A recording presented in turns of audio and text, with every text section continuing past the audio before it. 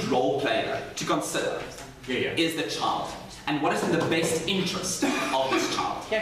And we believe the policy on government side to conceal the knowledge that this child is diagnosed with ADHD from the school and the child itself has more benefits for the child and greater society than the child knowing and the school knowing. So just some quick policy type clarifications that I want to make before we start is, firstly would be that this child is diagnosed, which means he takes certain medication for it, Concerta, Ritalin, which means that it won't be disruptive in school to such a large extent because of the medication treating the symptoms that the child has. Secondly, we believe that not telling the child, we will do it in a very easy way of saying that every morning the child takes a vitamin that the parents can give the child. Not telling the child what it's for. And we believe that when the child reaches the age of about 18 and the child actively wants to know, then we believe parents are permitted to tell the child. Okay? What do you want? No, thank you. So, to say that why we believe it has more benefits for the child not knowing, I'm going to talk about it in 3 parts. Firstly, we believe that the child and the school knowing, it will form a self-fulfilling prophecy. Secondly, we believe it's in the best interest of good parenting, ultimately for the child, to implement our policy. And thirdly, we believe there's lots of fragility coupled to the diagnosis of ADHD. Okay, so jumping into my first point is why we believe it's a self-fulfilling prophecy. So I'm going to divide this point into 2 subpoints, saying why it's a self-fulfilling prophecy internally for the child, and why it's a self-fulfilling prophecy externally of how the school, friends, and the environment looks at the child and treats the child. Okay? So, firstly, we believe that there are different scales that ADHD is diagnosed within children. You get children with a very light case of ADHD and children with a very severe case of ADHD. But what society and the media purports is only those extreme cases. When you read in the media of children having ADHD, it's those cases where the child can't sit still for about 2 seconds without his attention being drawn away, and lots of sad stories being told of those children not being able to amount to much. So we believe for this distorted picture that only the worst case scenario is purported, we believe that firstly, internally, it will become a self-fulfilling prophecy for the child. The child will know and assume, I have this worst case, I identify with those stories that I'm being told in school, which I'm being confronted with, to the type of therapy I'm being sent to. We believe that firstly the child will assume he has the worst case scenario and will use it almost as an excuse to fall back on. So I don't perform well in school, I have ADHD, it's alright. Not yet, thank you. I can't concentrate for long periods of time, it's okay, I have ADHD. I don't do well on my tests, the same pattern emerging over and over where the child can use this as an easy way out to say, it's an excuse, that's why I have ADHD.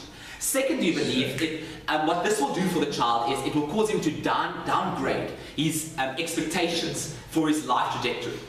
Because only these worst case scenarios are reported, the child will say, hang on a moment, I can't become a doctor because I have ADHD. I can't aspire to these great things I do because these things are purported. I have ADHD. I don't have to work that hard because of this syndrome, and almost like equated to in society this disability that I have. So secondly, why externally it is a self-fulfilling prophecy is the teachers are also exposed to this worst case scenario being purported, and other parents and coaches and whatever extracurricular activities your child participates in.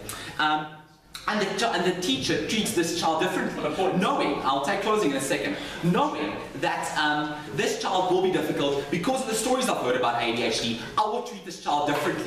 We see that peer pressure and how ruthless children can be sometimes, making fun of you because you're diagnosed with this weird syndrome of ADHD. Closing. Will a child with ADHD and a normal child ever be the same? Yeah, we believe that that the medication is there, that the child can have this normal life. But we're saying the stereotype surrounding what ADHD is, and only the severe cases reported, can affect that child to how people treat him and how the child will think about himself to a point where it will actually be harmful to the child.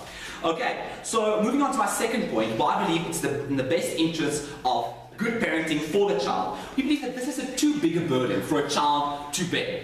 So in society, we rely more and more on your intellectual capacity and your intellectual competitiveness in society to prosper, your intellectual capacity is directly equated to your prosperity in life. And a child knowing that I'm diagnosed with a syndrome that can ultimately affect my intellectual competitiveness in society, we believe is not a burden that a child should bear. We believe that parents recognize this and know that I want to shield my child from this to the point where he has adequate life experience and knowledge to know that no, this doesn't have to be a death sentence for prosperity. I can actually deal with it. I can prosper in spite of this. No, thank you.